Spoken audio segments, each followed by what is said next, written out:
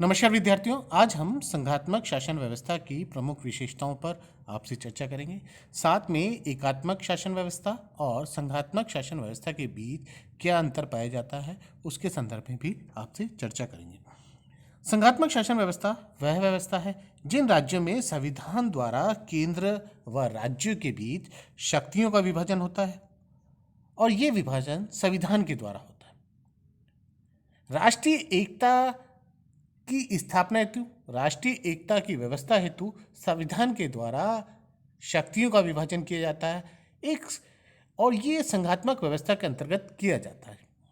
भारत में संघात्मक व्यवस्था पाई जाती है और यहाँ संविधान के द्वारा शक्तियों का विभाजन किया गया है केंद्र और राज्यों के बीच। आज हम संघात्मक शासन व्यवस्था की प्रमुख विशेषताओं पर आपसे चर्चा कर रहे हैं। प्रभुत्व शक्ति का दोहरा प्रयोग। जहाँ पर भी संघात्मक व्यवस्था पाई जाती है वहाँ प्रभुत्व शक्ति का दोहरा प्रयोग किया जाता है।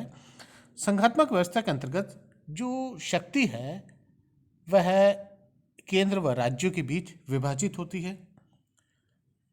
संप्रभुता के तौर पर यदि हम देखें तो संप्रभुता का विभाजन संभव नहीं है, लेकिन संप्रभुता की अभिव्यक्ति के लिए केंद्र व राज्यों के बीच शक्तियों का विभाजन किया जाता है और ये शक्तियों का विभाजन वैधानिक आधार पर किया जाता है, संविधान के आधार पर किया जाता है।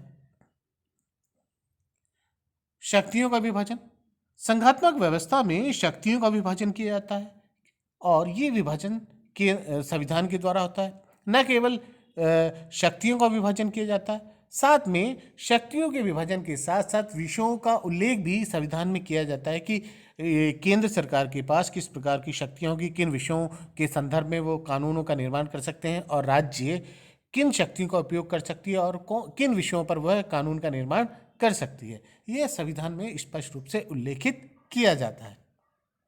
संविधान की सर्वोच्चता, जहाँ पर भी संघात्मक व्यवस्था पाई जाती है वहाँ संविधान सर्वोच्च होता है और संघ की स्थापना भी संविधान के अनुरूप होती है। संविधान केंद्र व राज्यों के बीच शक्तियों का विभाजन किया जाता है। संविधान जब केंद्र और राज्यों के बीच शक्तियों का विभाजन किया जाता है, एक संघ की स्थापना की जाती है और ये जो संघ की स्थापना होती है वह समझौते के आधार पर होती है और समझौते को पूर्ण रूप से स्थापित करने के लिए संविधान पूरा सहयोग प्रदान करता है। अतः संविधान सर्वोच्च होता है जहाँ पर भी संघात्मक व्यवस्था पाई जाती है और ये संविधान की जो सर्वोच्चता है वह संघात्मक व्यवस्था को स्थापित करती है। न्यायपालिका की सर्वोच्चता, संघात्मक व्यवस्था में न्यायपालिका सर्वोच्च होती है, वह संविधान की व्याख्या करती है। संविधान की रक्षा करने का कार्य भी न्यायपालिका के द्वारा किया जाता है। संविधान के विपरीत यदि केंद्र सरकार या राज्य सरकार किसी भी प्रकार से कोई कानून का निर्माण करती है तो न्यायपालिका ऐसे कानूनों को अवैध घोषित कर सकती है।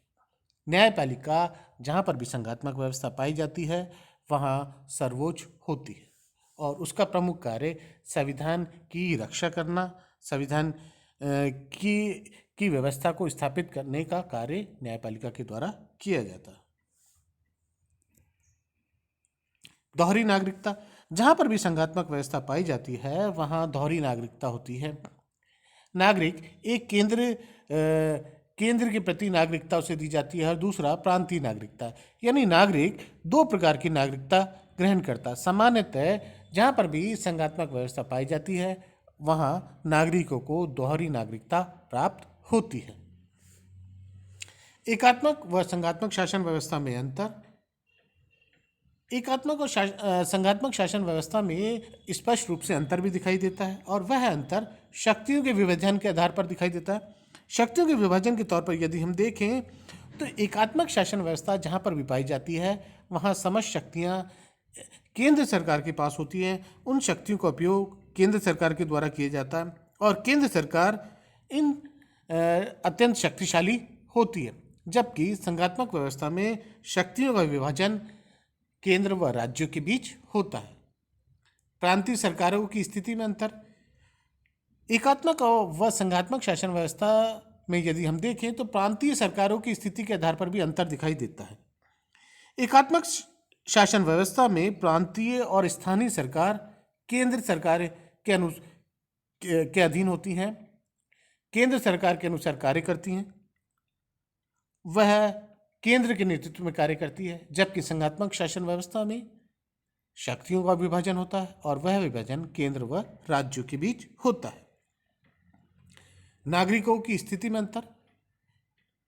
एकात्मक व संघात्मक शासन व्यवस्था में के रूप में यदि हम देखें तो नागरिकता के आधार पर भी अंतर दिखाई देता है।